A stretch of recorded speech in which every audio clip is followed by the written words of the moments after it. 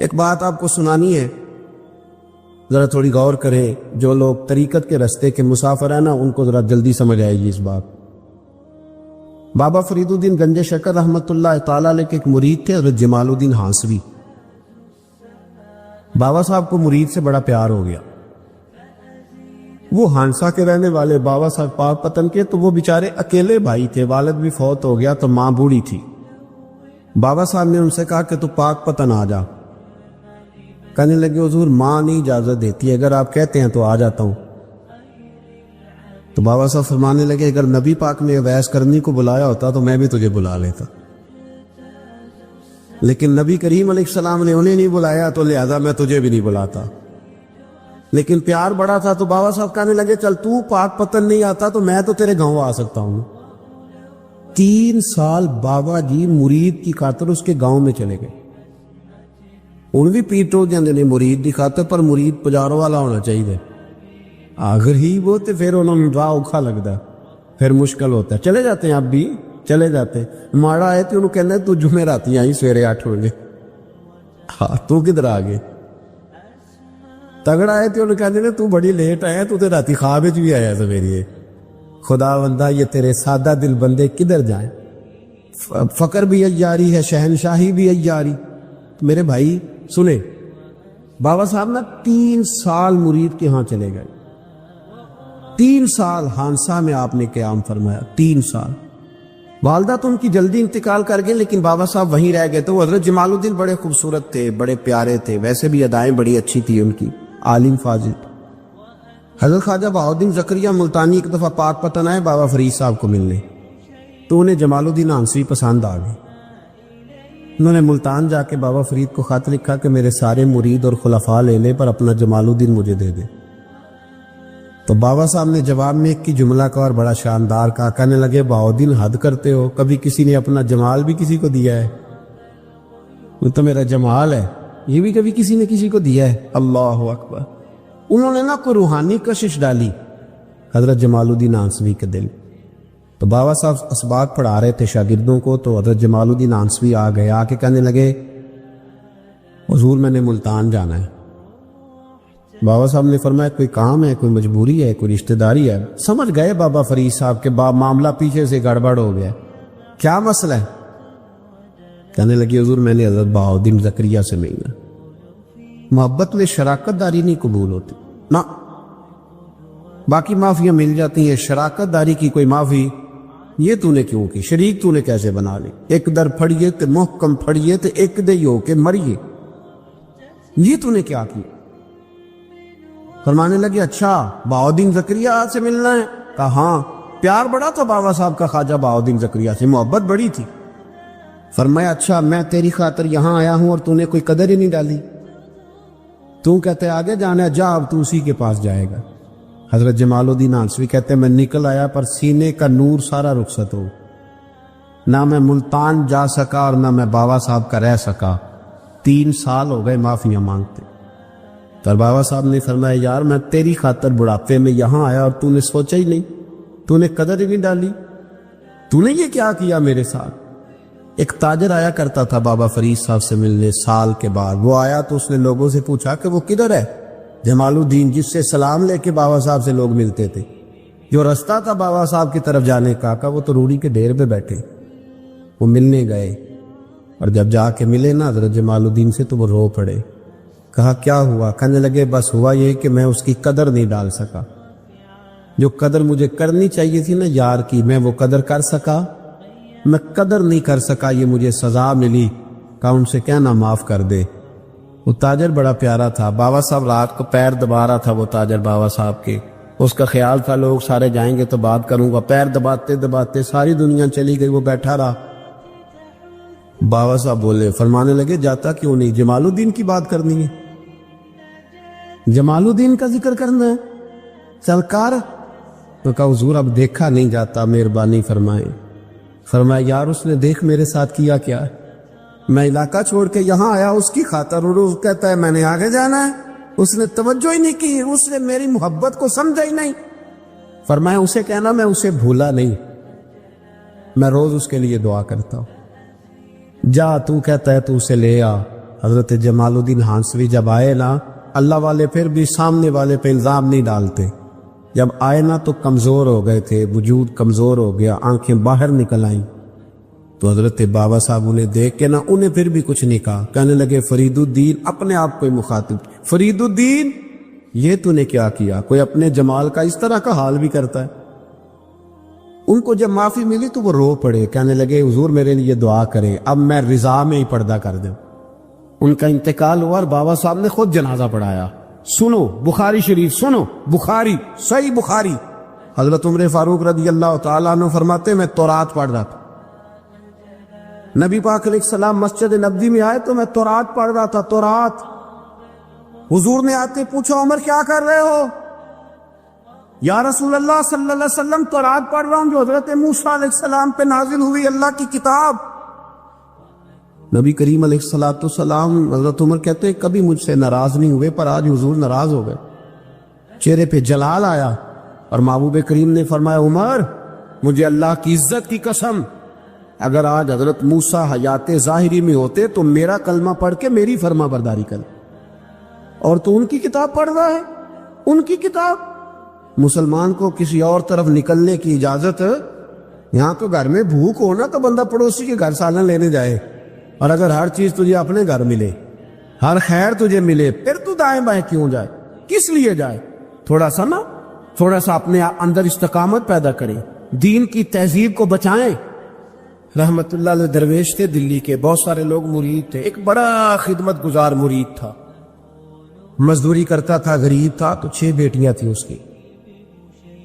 حضرت صاحب کے پاس روز آ کے کہتا حضور بچیوں کے لیے دعا کرے اللہ کوئی اسباب پیدا کر دے، ایک بچی کی شادی کا خرچہ 1000 دینار ہے اور میں غریب، وہ حضرت صاحب دعا کر دیتے۔ خانقاہ شریف کے تھوڑے ہی فاصلے پر حضرت جہاں بیٹھ کے مریدوں کی تربیت کرتے تھے، اس سے تھوڑا ہی فاصلے پر نا ایک عیسائی رہتا تھا، بڑا مالدار تھا، بڑی سارے اونٹ، گائیں، بھیڑ، بکریاں رکھی ہوئی تھی، اور حضرت شریف الدین رحمت اللہ علیہ کی بڑی مخالفت کرتا تھا۔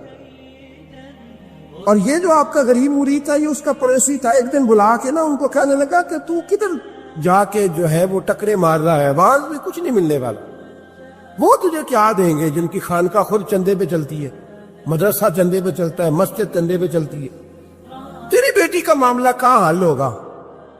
اس درویش نے کہا کہ تو میرے پیر کو نہیں جانتا، تو مجھے میرا محبوب نہیں ڈٹھا، پتہ نہیں نا تو اس رستے کا مسافر نہیں، تو نہیں جانتا، ان کا بس چلے نا تو وہ ہر قیمت میں میری بیٹیوں کی شادی کرا دے۔ اب وہ عیسائی تھا، کہنے لگا اچھا چلو ٹھیک ہے، اگر اتنی بات ہے نا تو جاؤ ان سے جا کے کہہ دو کہ 6 سال کے لیے میرے ساتھ معاہدہ کر لیں، وہ میرے جانوروں کو چارہ ڈال دیا کرے، 6 سال ڈیوٹی کرے، میں 6000 دینار دے دیتا ہوں۔ وہ میرے ساتھ 6 سال میرے جانوروں کو چارہ ڈالے رکھتے ہیں نا، اب چارہ ڈالنے کے لیے ایڈوانس پیسے دے کے، اب تو لوگ انہیں بھی غلام ہی بنا لیتے ہیں، بڑی تھوڑی تنخواہ دیتے ہیں، ظلم کرتے ہیں، پورا معاوضہ نہیں دیتے۔ حضرت شیخ شرف الدین کے بارے میں وہ کہنے لگا جب اپنے پیر سے جا کے کہہ کہ میرے جانوروں کو 6 سال چارہ ڈالے، میں 6000 دے دیتا ہوں، تو جو کہتا ہے ہر قیمت پہ جانے کو تیار ہے۔ اس نے جب یہ بات کی تو مرید نے ناراض ہو گیا، وہ لڑائی ہو گئی، گربان پکڑ لیا، جھگڑا ہوا، بات بڑی دور گئی، اس طرح کی بات کرتا میرے حضرت کے بارے میں، تیرے جیسے کہیں میں وہاں کام پہ رکھا دوں۔ جب وہ بڑی بحث ہوئی، بات محلے میں، علاقے میں پھیل گئی، دنیا نے سن لی تو شیخ شرف الدین تک بھی پہنچ گئی، اس طرح جھگڑا ہوا ہے۔ لوگ سو گئے عشاء کی نماز کے بعد، حضرت صاحب نے نا سر پہ کپڑا لیا، اس عیسائی کے دروازے پہ دستک دی، وہ باہر آیا، فرمانے لگے لوگ تو سوچ سمجھ کے ملازم رکھتے ہیں، تو نے بھی تو سوچ ہی لیا ہوگا، تبھی تو مجھے آفر کی ہے، تو اپنی آفر پہ قائم ہے، واقعی مجھے رکھ لے گا اور 6000 دینار دے دے گا؟ کہنے لگا جا بابا کام کر اپنا۔ فرمایا نہیں، تو نے اتنے لوگوں میں بات کی، اتنی بحث ہوئی، تو قائم ہے؟ کہنے لگا میں تو قائم ہوں، پر آپ نے نہیں قائم رہنا۔ فرمایا میں سوچ سمجھ کے آیا۔ اس نے کہا آپ ڈیوٹی کریں گے، بھینسوں کو چارہ ڈالیں گے؟ فرمایا ایک شرط، بس جب اذان ہو جائے نا تو مجھے رب کی نماز پڑھنے کی اجازت دے دے، باقی صبح و شام جو تو کہے گا۔ اگر اس غریب کی بیٹیاں بیائی جائیں تو مجھے اور کیا چاہیے، اس کی 6 بیٹیوں کا بوجھ ہے اس کے سر پہ، تو مجھے رکھ لے۔ اللہ اکبر۔ وہ کہنے لگا چلے پہ میرے ساتھ خط بندگی کر لے، آج کل ہم اس کام کرتے ہیں، اس زمانے میں خط بندگی ہوتا تھا، غلامی کا خط، قاضی شہر کے پاس، یعنی اس کا خیال تھا کہ چلو اس کام کی بات کروں گا تو بھاگ جائیں گے۔ فرمایا چل میں تیار ہوں۔ قاضی تک گئے، طے ہو گیا، 6 لاکھ دینار دے دیے۔ حضرت نے مرید کو بلایا، فرمایا پتر یہ لے جا میری بیٹیوں کو روانہ کر دے۔ کہنے لگا حضور یہ کیا کر رہے ہو آپ، کچھ سوچے؟ فرمایا یار جب تجھے بیٹا بنا لیا تو پھر میری پوتیاں تو لگتی ہیں نا، میرا حق تو بنتا ہے نا، جا کے ڈیوٹی کر، ان کو بیاہ دے۔ بات پھیل گئی، بادشاہ بھی عقیدت مند تھا، وہ 12,000 دینار لے کے پہنچا۔ کیا بتاؤ ان رب کے بندوں کا دل کیسا ہوتا ہے، کیا درد ہوتا ہے، کیا رنگ۔ 12,000 دینار لے کے بادشاہ آیا اور آ کے حضرت کو پیش کیے کہ حضور آپ دیں اس عیسائی کو ڈبل دیں اور جائے کام کریں۔ آپ فرمانے لگے تو پیسے دے، شرطیں نہ لگا، میرا جہاں دل کرے گا میں خرچ کروں گا، مجھے تو مزہ ہی اب آنے لگا ہے، ابھی تو لطف آ رہا ہے، ابھی تو ذائقہ آیا ہے کچھ کرنے کو، پیسے دینے ہیں تو دے، پابندی نہ لگا، جہاں میرا دل کرے گا میں۔ اس نے کہا حضور ٹھیک ہے رکھ لے۔ حضرت نے فجر مسجد میں پڑھی، جیب میں 12,000 دینار تھے، اعلان فرمایا بھی کسی اور کی بیٹی بھی بیٹھی ہے تو پیسے میرے پاس ہے۔ وہ 12,000 دینار بھی بانٹ دیا، اور 12,000 دینار بانٹ کے نا تو پھر چلے گئے کھیت میں چارہ کاٹنے۔ اس عیسائی کو کسی نے بتلایا کہ ان کے پاس تو 12,000 آیا ہے پر تجھ سے جان نہیں چھڑائی انہوں نے، وعدہ یہ ہوا تھا کہ 6 دیں گے تو جائیں گے، جب تک دیں گے نہیں تیرے گھر میں کام کریں گے۔ وہ نا چارہ کاٹ رہے تھے، حضرت صاحب تو وہاں پہنچ گیا، دور جا کے کھڑا ہو گیا، کہنے لگا بابا پہلے تو میں نے مسلمانوں کے اخلاق سنے تھے، اب تو میں نے دیکھ بھی لیے، اور یہ بتا جب 12,000 آیا تھا جان کیوں نہیں چھڑائی؟ تو حضرت چارہ کاٹتے کاٹتے رو پڑے، فرمانے لگے تو نہیں نہ جانتا یہ بیٹیاں سانجھی ہوتی ہیں، پتہ نہیں نا، میرے رسول پاک نے تو خاتم تائی کی بیٹی کے سر پہ کپڑا رکھ کے کہا تھا بیٹیاں برابر ہوتی ہیں، تو یہ نہیں پتا جب اس کی 6 بیٹیوں کی شادی ہوئی ہے میرے اندر روحانیت کتنی بڑی ہے۔ فرمایا پھر 12,000 آیا ہے تو 2-4 بچیاں پھر گئی ہیں، یہ نہیں پتا میں اندر سے راضی کتنا ہوں، میں تیری نوکری کرتا رہوں گا، پتہ نہیں اللہ کتنی بیٹیوں کو بیاہ دے گا۔ اتنا رویا وہ عیسائی کے پیروں میں بیٹھ گیا، کہنے لگا بابا میں نے تیری مخالفت کی ہے پر تیرے قریب آ کے پتہ چلا ہے تو بہت اونچے اخلاق کا مالک ہے، اور اگر تیرا یہ مقام ہے تو تجھے اخلاق سکھانے والے محمد عربی کی شان کتنی ہے گی۔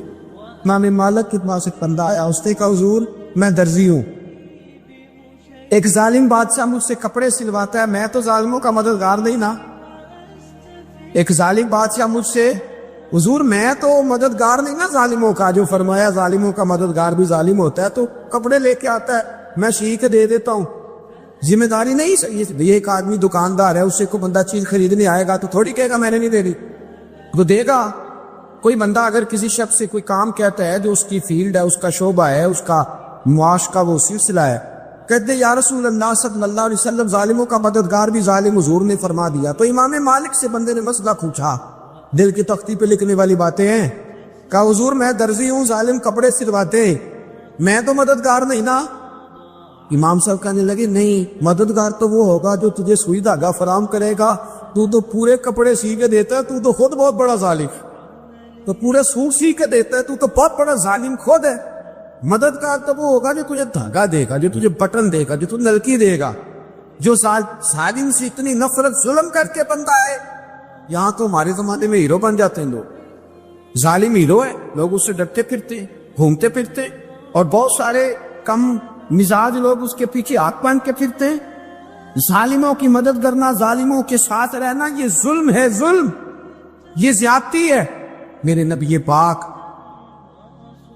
صلی اللہ تعالی علیہ وآلہ وسلم نے ارشاد فرمایا، یاد رکھو رب فرماتا ہے میں مظلوم کی مدد ضرور کروں گا، چاہے جلدی کروں چاہے دیر سے کروں، میں مظلوم کی مدد۔ اور حضور صلی اللہ علیہ وسلم نے فرمایا ہے، حضرت معاذ بن جبل کہتے ہیں حضور نے مجھے یمن کا گورنر بنایا، جب میں جانے لگا نا تو حضور نے بڑی نصیحتیں کی، بخاری میں موجود ہے، فرماتے جب میں پلٹنے لگا تو میرے رسول نے فرمایا معاذ ایک منٹ ٹھہر جا، ایک بات میری یاد رکھنا، اس کو نہ بھولنا۔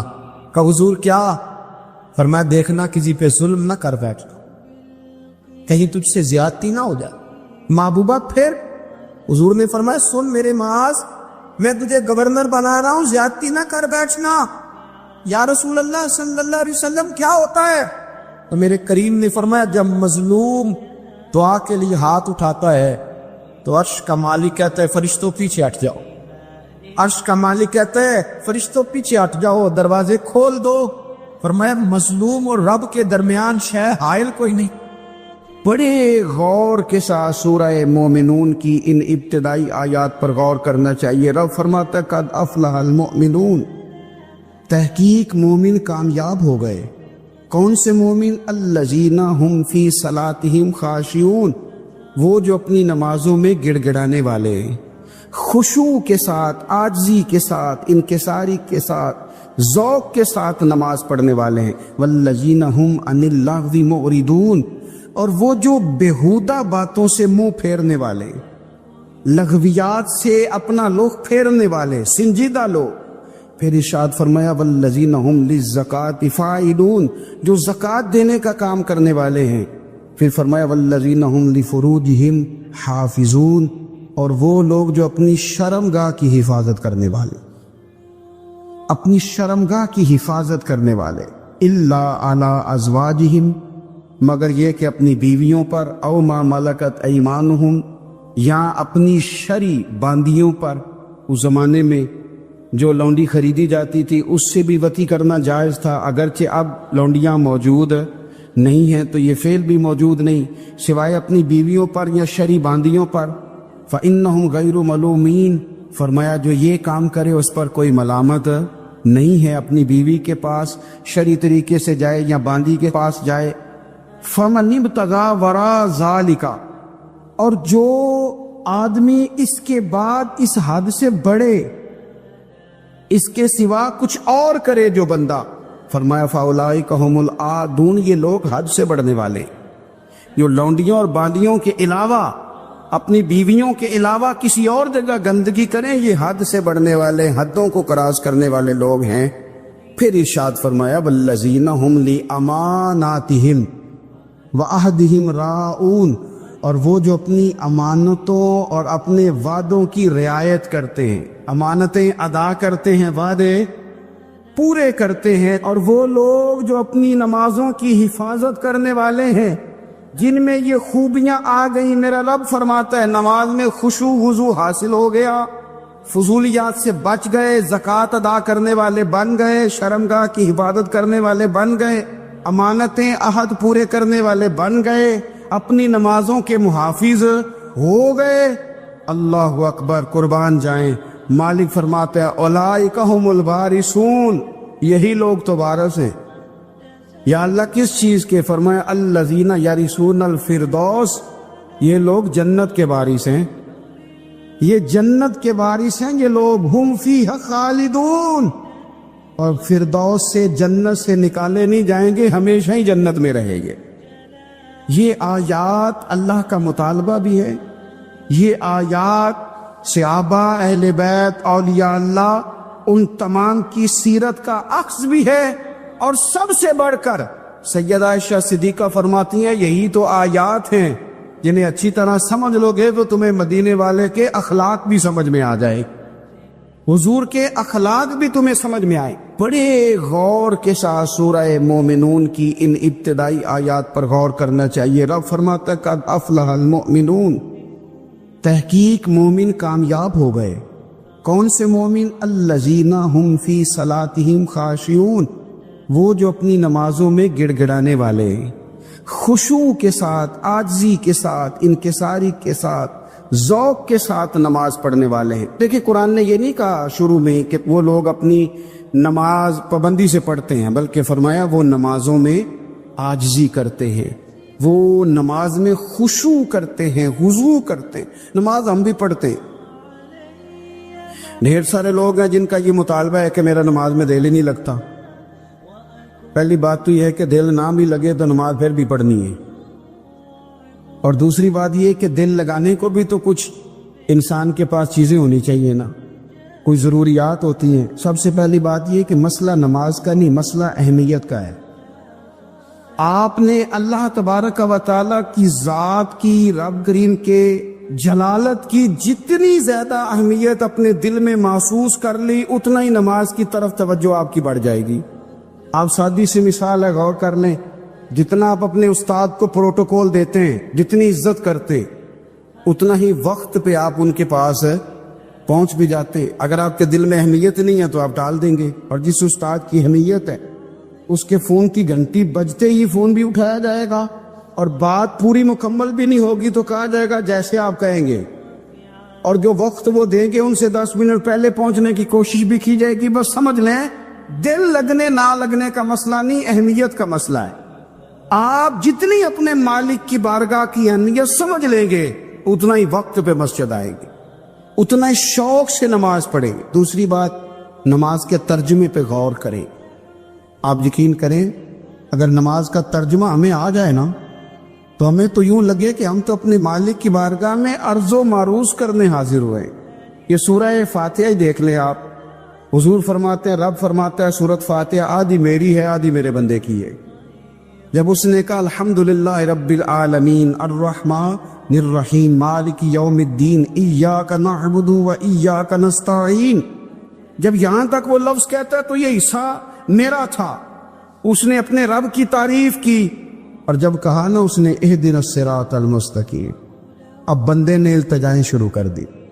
اس نے کہا کہ مالک بھی تو ہے، رحمان بھی تو ہے، رحیم بھی تو ہے، عبادت بھی تیری کرتے ہیں تو مدد بھی تو تجھی سے مانگنی ہے نا، اب مہربانی فرمانا اہدنا الصراط المستقیم، ہمیں سیدھا راستہ دکھا دے، صراط الذین انعمت علیہم، ان لوگوں کا راستہ دکھانا جن پر تو نے انعام کیا ہے، غیر المغضوب علیہم ولا الضالین، ان کے راستے پہ نہ چلانا ان پر تیرا غضب ہوا، جو گمراہ ہو گئے ان کے راستے۔ تو نماز میں جب ترجمے پر آپ کا غور ہوتا ہے تو آپ کا تو دل خود بخود لگ جاتا ہے، شوق پڑ جاتا ہے آپ کا۔ تو اتنی چیزیں ہم زندگی میں یاد کرتے ہیں، تو اگر ترجمہ بھی نماز کا یاد کر لیں اور پھر شوق سے پڑھیں تو آپ یقین کریں طبیعت کھینچی چلی آئے گی۔ ہمارے ہاں کچھ لوگ نماز پڑھتے ہیں پر بڑی لاپرواہی سے پڑھتے ہیں، کبھی ادھر دیکھتے ہیں کبھی ادھر دیکھتے ہیں، کبھی بال سہلاتے ہیں۔ اور میں نے دیکھا ہے سجدے جا رہے ہیں تو سیانے سیانے بندے کبھی کپڑے کو چھیڑ رہے ہیں کبھی جگہ کو چھیڑ رہے ہیں۔ میرے نبی کریم صلی اللہ تعالی علیہ وسلم نے فرمایا ان لوگوں کا کیا حال ہے جو اپنی نماز میں نظریں آسمان کی طرف اٹھاتے ہیں، رکوع سے اٹھے تو اوپر دیکھنا شروع کر دیا، کیا حال ہے ان کا۔ اور پھر حضور نے ایک موقع پر تو سختی فرمائی، فرمایا جو نماز پڑھتے اپنی نظریں آسمان کی طرف اٹھاتا ہے وہ باز آ جائے، ورنہ ایسا نہ ہو کہ رب اس کی آنکھیں ہی چھین لے، وہ باز آ جائے اس کام سے۔ خشوع کے ساتھ نماز پڑھے، عاجزی کے ساتھ نماز پڑھے، اس کا دل لگا ہوا ہو نماز کے اندر۔ میرے نبی پاک صلی اللہ تعالی علیہ وآلہ وسلم کے غلام حضرت انس بن مالک رضی اللہ تعالی عنہ فرماتے کہ رسول پاک صلی اللہ علیہ وسلم نے مجھ سے فرمایا تھا کہ بیٹے نماز میں ادھر ادھر دیکھنے سے بچو، کیونکہ فرمایا نماز میں ادھر ادھر توجہ کرنا یہ بندے کو ہلاک کر دیتا ہے، ہلاکت ہے اس میں۔ اگر تم نے ادھر ادھر توجہ کی، نماز تم مالک کی بارگاہ میں کھڑے ہو اور تم دیکھ ادھر ادھر رہے ہو، تو ایک تو نماز عاجزی کے ساتھ۔ پھر فرمایا والذین ہم عن اللغو معرضون، وہ لوگ جو فضول باتوں سے، لغویات سے اپنا منہ پھیر لیتے ہیں، فضولیات سے۔ ہمارے یہاں نا بہت سارے لوگ ایسے ہیں کہ بلا وجہ ان چیزوں میں دلچسپی لیتے ہیں جو ان کے مطلب کی نہیں ہے، ان کے مطلب کی مطلب آپ کسی سے ملنے کہتے کیا حال ہے، ٹھیک ہے جی، بچوں کا کیا حال ہے، ٹھیک ہے، بچے کتنے ہیں؟ تو بھئی آپ کو جب پتہ ہی نہیں تھا کتنے ہیں تو حال کیوں پوچھا آپ نے؟ آپ کرتے کیا ہیں؟ آپ کا بڑا بھائی کیا کرتا ہے، چھوٹا بھائی کیا کرتا ہے، ابا جی کیا کرتے ہیں؟ بھئی آپ کے مطلب کی بات نہیں، آپ مطلب کی مقصد کی بات کریں، بے مقصد باتوں میں الجھنے کی ضرورت نہیں ہے۔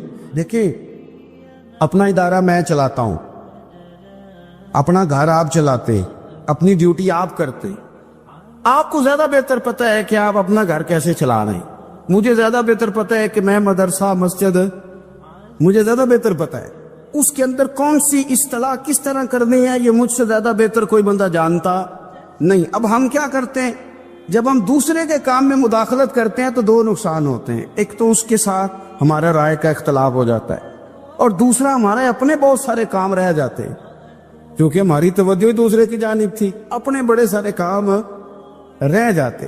اس لیے بہت ساری ایسی چیزیں ہیں جن میں بلا وجہ کوئی مقصد نہیں. ہم پرانے لوگوں سے باتیں سنا کرتے تھے, ہمارے بزرگ کہا کرتے تھے جڑے پنڈ جانا نہیں, جڑے پنڈ جانا نہیں وہ راہ پوچھنے دی کی لغویات میں نہ الجھے, فضولیات میں نہ الجھے, یعنی ٹو میں رہنا, ٹو میں. آپ یقین کریں میں نے پرسنلی طور پہ اس چیز کو محسوس کیا ہے کہ ہمارے بہت سارے اہم حقوق صرف اس لیے مس ہوتے ہیں کہ ہماری اپنے سے زیادہ توجہ سامنے والے پہ ہوتے, سامنے والے.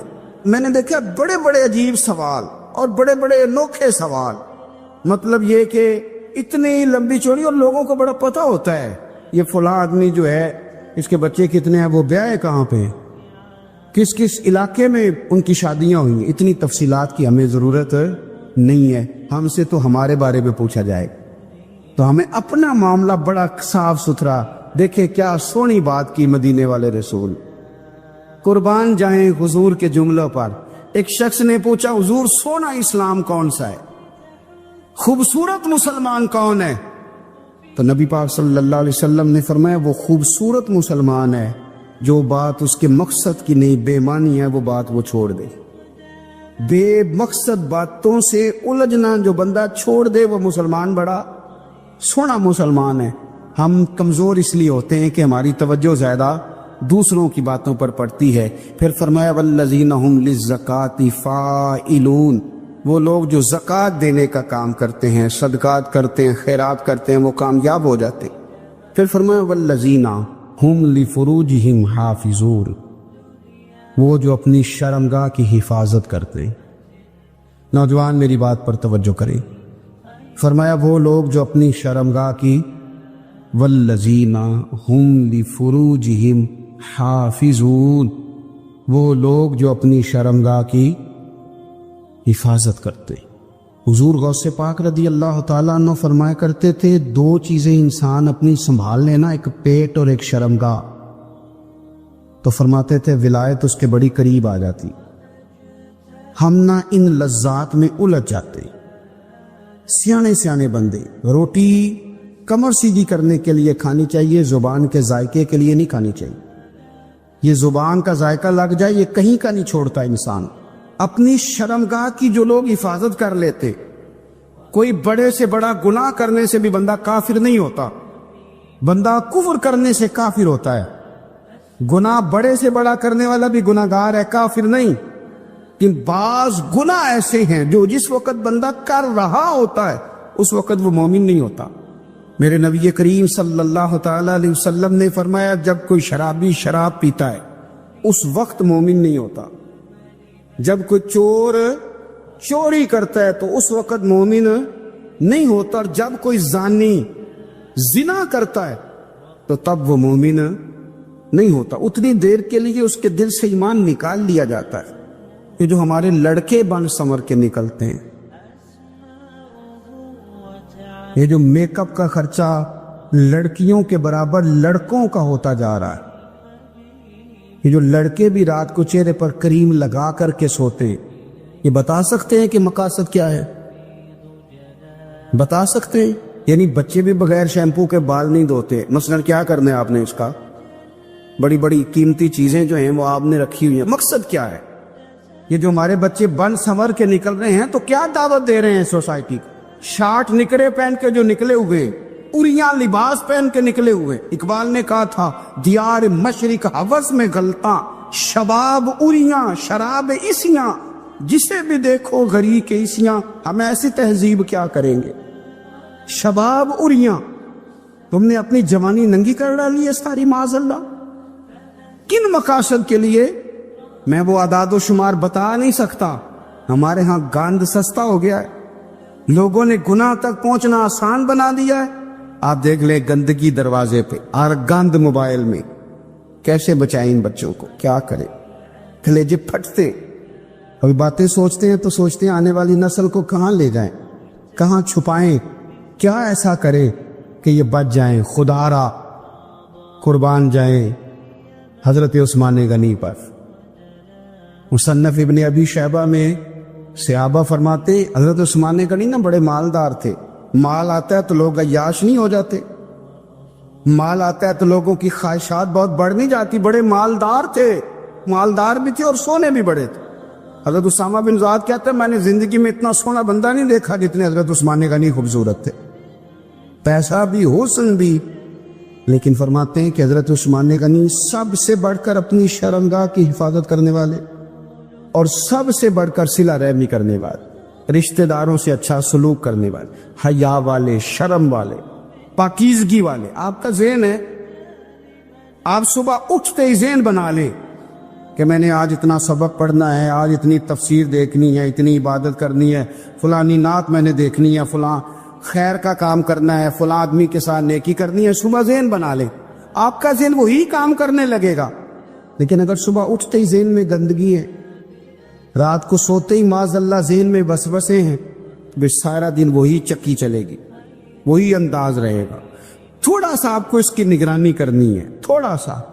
ایک بڑی خوبصورت بات, امام اعظم ابو حنیفہ کے ایک شاگرد گزرے, امام محمد رحمۃ اللہ علیہ. خوبصورت بڑے تھے, کچھ خوبصورت تھے, کچھ سونا, کچھ منہ دا میٹھا,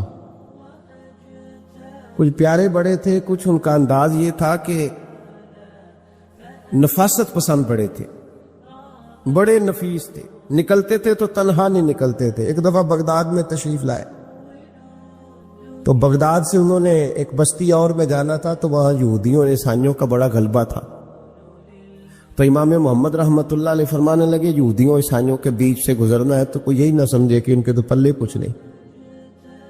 کہنے لگے سونے گھوڑے لاؤ عربی نسل کے. 30 شاگرد ساتھ تھے, ان کو بھی ساتھ تیار کیا. عربی نسل کے 30 گھوڑے اور 30 شاگرد, ان کو کہا بھی دستاریں ذرا اونچی باندھنا. تو دستاریں بھی باندھی انہوں نے کلے والی بڑی خوبصورت. شاگردوں کو بھی جبے پہنائے, خود بھی جبہ پہنا سفید رنگ کی. اعلیٰ نسل کی گھوڑی آگے آگے, پیچھے 30-32 شاگرد. اور جب آپ گزرے نا بغداد کے آگے اس علاقے سے, یہاں یہودی عیسائیوں کی بھی کثرت تھی. عورتوں کی عادت ہوتی تھی پرانے زمانے میں مہمان دیکھنے کے لیے چھتوں پہ چڑھ جاتی, کچھ اپنے دروازے پہ کھڑی ہو جاتی, کچھ دیکھتی کھڑکیوں میں سے کہ گزر رہا ہے کوئی مہمان. تو یہودیوں کی, عیسائیوں کی بہت ساری عورتیں چھتوں پہ چڑھ گئیں. تو مسلمان نعرے لگانے لگے امام محمد آ گئے, امام محمد آ گئے. کچھ پہلے ہی بڑے حسین تھے, پہلے ہی بڑے خوبصورت تھے, کچھ حضور کی سنت کا نور چڑھا ہوا تھا, کچھ دائیں بائیں شاگرد تھے, پھولوں کی پتیاں گر رہی تھی. تو جب محمد محمد کے نعرے لگنے لگے نا, تو ان عورتوں نے امام محمد کا جلوہ دیکھا. تو دیکھا دیکھی کام کیا شروع ہوا, ایک نے دیکھا تو اتنی محو ہوئی کہ اس نے کلمہ پڑھنا شروع کر دیے. اس سے کلمہ سن کے تو دوسری نے بھی پڑھا, تیسری نے بھی پڑھا, چوتھی نے بھی پڑھا. بیبیاں بلند آواز سے مسلمان ہونے لگی. ان کو دیکھا دیکھی مرد بھی پڑھنے لگے. ڈھیر سارے یہودی عیسائی مسلمان ہو گئے. ایک مسلمان ان سے کہنے لگا تمہیں غلطی لگ گئی ہے, یہ ہمارے نبی محمد نہیں. تو میاں صاحب کا نام محمد تھا نا, تو کشمیر کے لوگ کہنے لگے شاید وہاں کے ہندو سکھ وہاں کے جو تھے کشمیر کے, وہ کہنے لگے شاید وہی محمد ہے. تو فرمانے لگے میں تے بندہ ٹھگ جے لوکو, میں تے بندہ چور, جس دا خلقت کلمہ پڑھ دی او محمد غور. میں تے بندہ ٹھگ جے لوکو, میں تے بندہ چور, جس دا خلقت کلمہ پڑھ دی او محمد ہور. تو امام محمد رحمۃ اللہ علیہ کو نعرہ لگ رہا تھا. تو ایک بندہ کہنے لگا یہ وہ والے محمد نہیں, یہ ہمارے نبی پاک صلی اللہ علیہ وسلم محمد صلی اللہ علیہ وسلم نہیں, یہ وہ نہیں, یہ تو ہمارے ایک امام ہے امام محمد, وہ والے نہیں. اب وہ کچھ لوگ چپ تھے, کچھ سوچ رہے تھے, کچھ بات کر رہے تھے. تو ایک بوڑھی اماں اپنے انداز میں بیچ میں سے بولی, کہنے لگی چل بیٹا چھوڑ, ہمیں پڑھنے دے کلمہ. اگر مسلمانوں کے چھوٹے سے محمد کا یہ حال ہے تو بڑے محمد کا کیا حال.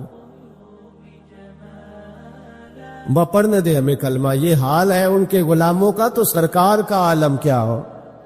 تو امام محمد کی چال نکلی. بتانا یہ چاہ رہا تھا کہ امام محمد رحمۃ اللہ علیہ سے ایک بندے نے ایک دفعہ مسئلہ پوچھا. اس نے کہا حضرت صاحب میں گیا تھا منڈی, وہاں سے لایا ہوں ایک ٹوکری آم کی اور ایک ٹوکری سیب کی. ہمارے یہاں کا کریٹ کہتے ہیں اس کو. تو میں وہ لے کے آیا ہوں. اب میں نے جب گھر لا کے اس کو کھولا ہے نا تو آدھے صحیح نکلے ہیں. ہوتا ہے نا جی اللہ خیر کرے, جو دیانتدار تاجر ہے اللہ آج کل مہربانی فرمائے.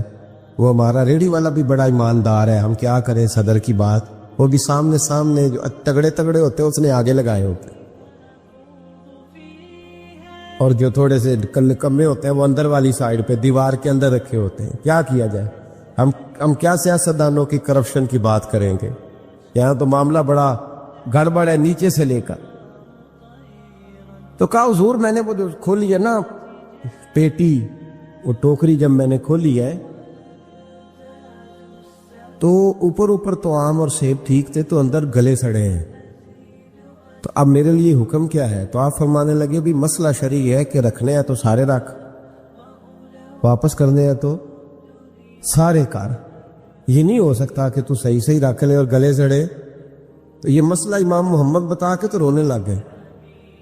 تو بندہ کہنے لگا حضور مسئلہ بتایا ہے آپ نے, تو فقہ کا ایک مسئلہ ہے سادہ سا کہ حضرت اب کیا کرنا ہے, تو رونے والی کون سی بات ہے. تو فرمانے لگے یہ تجھے مسئلہ بتا کے نا مجھے کچھ اور یاد آ گیا.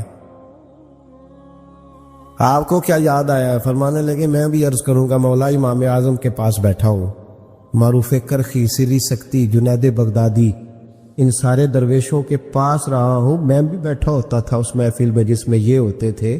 اگر جنت میں بھیجنے ہیں تو سارے بھیج. یہ نہیں ہو سکتا کہ گلے سڑے ادھر پھینک دے اور اچھے اٹھا کے لے جائے. ہم سارے مصطفیٰ کا کلمہ پڑھنے والے, سب کو کہا یا ایھا الذین آمنو, ہم سب کا اکٹھا نہ. ان لوگوں کی جو محبت ہے نا وہ فائدہ دے. خواجہ فرید الدین مسعود گنج شکر رحمت اللہ تعالیٰ علیہ کہنے لگے نظام تجھے آئے ہوئے بڑے دن ہو گئے, جا یار چکر لگایا. فرماتے میں پیدل گیا تو مجھے جانے میں کئی مہینے کئی ہفتے لگے. میں دلی پہنچا اور اپنے گھر کا ایک چکر لگایا, اوپر سے چکر لگا کے تو پھر پاک پتن کے رستے میں چل پڑا. کہتے ہیں واپس پہنچا تو حضرت بابا فرید صاحب رحمت اللہ علیہ نے دن گنے ہوئے تھے. کہنے لگے یار اتنے ٹائم میں تو واپس آیا ہے نا, اتنا ٹائم تو آنے جانے پہ لگتا ہے. کہ غریب نواز محسوس نہ فرمائیے گا, آپ نے کہا تھا چکر لگایا, تو حضور میں ایک چکر ہی لگایا ہے, پھر میں واپس آ گیا ہوں. بات ہی چکر کی ہوئی تھی. خود دیکھے نا نبی پاک صلی اللہ علیہ وسلم نے فرمایا ابو ہریرہ کوئی کام نہیں کیا کر یار, یہیں بیٹھا رہتا. اس کی حضور صحیح ہے. اٹھے, سامنے ایک ستون تھا, اس کے پیچھے سے ہو کے نا واپس آ گئے. تو حضور نے فرمایا گئے نہیں. کہ حضور نے آپ نے فرمایا تھا جایا آیا کر. گیا ہوں پر میرا دل ہی نہیں لگا. بھئی تو یہاں سے ہو کے واپس آ گیا, کہیں جانا تو تھا نا, یہیں سے ہو کے. تو ان لوگوں کے صالحین کی محبت کے راستے میں کوئی چیز رکاوٹ نہیں بنی. ہمارے ہاں چیزیں رکاوٹ بنتی ہیں. اپنے اولیاء اللہ سے, صوفیاء سے, بزرگان دین سے, رب کریم کے بندوں سے, داتا علی اجمیری سے, خواجہ اجمیری سے, ان لوگوں سے پیار کریں. صالحین کی محبت دلوں میں پیدا کریں, صحابہ کا پیار دلوں میں پیدا کریں, اہل بیت نبوت کا پیار دلوں میں پیدا کریں. یار یہ حدیث جو ہے نا, یہ امید کی کرن ہے, یہ روشنی کا مینار ہے. کہ میرے نبی پاک نے فرمایا جو جس سے پیار کرے گا قیامت میں اسی کے ساتھ رکھا جائے گا. یہ صحیح بخاری کی حدیث ہے, المرء مع من احبا. اور یہ جو مع ہے نا, اس کا معنی ہے ساتھ رہنا. ہاں, مع اللہ, مع یعنی بما, یعنی اس کے ساتھ. المرء مع من احبا, جو جس سے محبت کرے گا قیامت میں اسی کے اس کی معیت میں رکھا جائے. لیکن ہمارے یہاں نا کرامتے, میرے جیسا شخص جب بھی کرامت سناتا ہے کہتا ہے میرے حضرت صاحب کا مجھ سے بڑا پیار. بھائی وہ تو پیار کریں گے ہی, وہ تو برکھا ہے, وہ تو رحمت کا سایہ ہے, وہ تو سائبان ہے, تو بازو کھلے ہوئے ہیں. تو بتا تیرے اپنے دل کا حال کیا ہے. حضرت حرم بن حیان رحمت اللہ تعالی علیہ فرماتے ہیں میں حضرت اویس کرنی کو ڈھونڈنے چل پڑا. ڈھونڈنے بھی اسے نکلا جسے کسی نے نہیں ڈھونڈا, اور جو کبھی کسی کو نہیں ملے. حضرت اویس کرنی یہ فکرہ کسی درویش نے نا حضرت اویس کرنی کے لیے کہا، یہ فکرہ پورا فیٹو نہیں پہ آتا ہے، اسی کسے دے کچھ نہیں جلگ دے تے نہ کوئی ساڈا دردی، کوئی جرانہ نہیں، کوئی دوستانہ نہیں۔ حضرت اویس کرنی کا مزار بھی کنفرم نہیں کہ کدھر ہے، بس اسی کسے دے کچھ نہیں لگ دے، کیا ضرورت ہے؟ بس ٹھیک ہے، اپنا جو ہے انداز سارے زمانے سے علیحدہ کر کے رکھا انہوں نے، علیحدہ، الگ تھلگ۔ تو حضرت خواجہ اویس کرنی کو ڈھونڈتے ڈھونڈتے کہتے ہیں میں گیا کرن گیا، دھرم بھی نہیں، یہ داتا صاحب نے اس کو لکھا ہے، فرماتے ہیں میں گیا تو مجھے لوگوں نے کہا وہ تو حج کرنے چلے گئے۔ کہتے جب میں مکے گیا تو میں نے لوگوں سے پوچھا اویس کرنی آئے تھے؟ کہنے لگے ہم تو نہیں جانتے۔ یہ تو میرے جیسے لوگ ہوتے ہیں نا، جن کی تصویریں زیادہ نکلتی ہیں تو جن کی ویڈیو زیادہ ہوتی ہے تو لوگ زیادہ جاننے لگتے ہیں، ورنہ رب کریم کے بندے تو چھپے ہوئے، چکر میں پڑے ہی نہیں۔ کون اویس کرنی؟ تو انہوں نے کہا کہ حضرت اویس کرنی، چہرے پر برس کے داغ ہیں، کمزور سا وجود ہے، داڑھی زیادہ گھنی نہیں۔ جب حالات بتائے تو کہنے لگے اس طرح کا ایک شخص آیا تھا، اس نے طواف کیا تھا، پہلے بھی دنیا کرتی ہے پر جب اس نے کیا ہے نا تو اس کے طواف نے وہ خود بھی رویا ہے اور بھی بڑے روئے ہیں۔ وہ جب حجر اسود پہ آیا ہے تو رنگ بدلتا دیکھا ہے۔ کہا وہ کدھر گئے؟ کہنے لگے پورا نہیں پتا، اتنا ضرور خبر ہے کہ ان کے انداز بتاتے تھے کہ اب مدینے جائیں گے۔ جناب حرم بن حیان کہتے ہیں پھر میں مدینے گیا، میں نے خواجہ اویس کو ڈھونڈا، میں نے کہا یار میں نے حضرت خواجہ اویس کرنی کو ملنا ہے، کسی نے بتایا ہے کہ وہ مدینہ شریف آئے۔ تو لوگ کہنے لگے ہم نہیں جانتے وہ کون ہے، لیکن نا دنیا جان گئی، دنیا میں بڑا کچھ ہو گیا، بائی نیم لوگ جاننے لگے، ہوٹلوں پہ پہچاننے لگے، سڑکوں پہ پہچاننے لگے۔ لیکن بات تو یہ ہے کہ جن کو پہچاننا چاہیے اگر وہ پہچان لیں پھر تو بڑی بات ہے، پھر تو بڑی بات ہے۔ لیکن اگر وہاں ہی پہچان نہ ہو سکے تو پھر تو معاملہ بڑا الگ سا ہے نا۔ عزیز بھائی، حضرت خواجہ اویس کرنی کے بارے میں پوچھا تو مدینہ شریف کے زائرین اور وہاں کے مقامی لوگ بھی کہنے لگے کوئی نہیں پتا، ہم نہیں جانتے، ملے ہی نہیں۔ تو کہا باریک سا وجود ہے، پرانا سا لباس ہے، برس کے داغ ہے، چہرے پہ داڑھی زیادہ گھنی نہیں، کسی کو پاس نہیں بٹھاتے۔ اور پھر ایک جملہ اور کہا، سنا ہے روتے ہیں تو بڑے درد سے روتے ہیں، سنا ہے بھیگی رہتی ہیں پلکیں، سنا ہے ان کی پلکیں بھیگی رہتی ہیں۔ میں 2-4 دن پہلے کسی سے سن رہا تھا شعر، اس نے کہا تھا ایک واری میری آنکھیاں تو انہوں نے اتھرو پونجے سن، ہن چسکا پہ گیا رونے دا، ہر ویلے یا ہوزاری ہے۔ کہتے ہیں کہ وہ اس طرح کی اس کی کیفیت ہے۔ کہتے میں نے کہا یار وہی تو اویس کرنی تھے، کدھر گئے؟ کہنے لگے کوئی خبر نہیں، جب وہ آئے ہیں تو ان کے آنے کا انداز ہی نرالا تھا، سسکیاں اور آہیں نکل گئیں اس شخص کی جب وہ مدینے آیا۔ حضرت حرم بن حیان کہتے ہیں میں ڈھونڈتا رہا، تلاش کرتا رہا، پھر میں ان کو ڈھونڈتے ڈھونڈتے عراق میں آیا تو نہر فرات کے کنارے ایک کمزور سے آدمی کو ریت کے ٹیلے پر بیٹھ کے وضو کرتے دیکھا۔ کہتے ہیں جب ان کا وضو مکمل ہوا تو میں نے کہا السلام علیکم، تو کہتے انہوں نے چہرہ نہیں پھیرا، وہیں بیٹھے بیٹھے کہنے لگے وعلیکم السلام یا حرم بن حیان، یا حرم بن حیان وعلیکم السلام۔ کہتے میں نے کہا کہ من انت، آپ کون ہے؟ تو کہنے لگے وہی ہوں جسے تم مکے اور مدینے ڈھونڈتا رہا۔ تو کہتے میں نے کہا حضور آپ میرا نام کیسے جانتے ہیں؟ بڑا خوبصورت جملہ ہے، اللہ کرے آپ کو جی یاد رہے، سبق کبھی نہ بھولنا، یہ سبق کبھی نہ بھول۔ بابا صاحب کے مزار پہ گئے تو خالی آ گئے، داتا صاحب گئے تو خالی، ایسے ہی چلے گئے، ہم فارغ لوگ تھے، کوئی کام نہیں تھا کہ بابا فرید کی گلیوں میں گھومتے رہے، ہم فارغ تھے کہ 2-2 بجے حضرت سلطان باہو رحمت اللہ علیہ کی جالیوں کے سامنے کھڑے رہے۔ ہم کو پتھر چاٹنے والے لوگ تھے کہ آدھی آدھی رات بیت گئی اور ہم بزرگان کرما والا شریف کھڑے رہے۔ یہ کیسے ہو گیا کہ محدث اعظم کے مزار پہ کھڑے رہے؟ ایسے ہی کوئی بات تھی؟ حضرت ویسے کرنی بول کر فرمانے لگے، کہنے لگے کیا کہا تو نے کہ میں تجھے کیسے جانتا ہوں؟ فرمانے لگے تو مجھ سے پیار کرتا ہے۔ عارف تو روحی من روحی کا، میری روح تیری روح کی جاننے والی ہے۔ یہ روحوں کا رشتہ ہے، یہ خطا نہیں جایا کرتا۔ عارف تو روحی من روحی کا، میری روح تیری روح کو جانتی ہے۔ یہ کیسے ہو گیا؟ کوئی ایسے لوگ تھے تو اتنی جگہ مجھے تلاش کر آیا اور میں تجھے جانوں نہ؟ یہ کیسے ہو سکتا ہے؟ یہ کیسے ممکن ہے؟ تو ڈھونڈتا رہا گلی گلی اور میں کہوں کہ میں تجھے جانتا نہیں؟ فرمایا حرم بھی نہیں یاد میں، ہاں میں دعا کرتا ہوں اللہ کی بارگاہ میں کہ رب کریم مجھے اور تجھے جنت میں اکٹھا کر دے۔ کہتے ہیں جب انہوں نے یہ دعا کی تو وہ چل پڑے۔ میں نے کہا حضور کہاں جا رہے ہو؟ فرمانے لگے میرا پیچھا نہ کرنا، میں کسی اور منزل کا مسافر ہوں، اور جس رستے میں چل رہا ہوں نا ان منزلوں پہ ساتھ نہیں کسی کو لیا جاتا۔ یہ میری اپنی ذاتی منزل ہے، اس میں پاؤں پہ چھالے ذرا سخت ہوتے ہیں۔ ہر آدمی کا کام نہیں یہاں چلنا، تو مجھے تنہا رہنے دے اور مجھے اپنی مرضی سے چلنے دے۔ کہتے میں نے منت کی تو کہنے لگے بس تو نے جدوجہد بڑی کی تھی تو تیرے ساتھ ملاقات کر لی، تجھے پہچان لیا، تیرے ساتھ بات کر لی،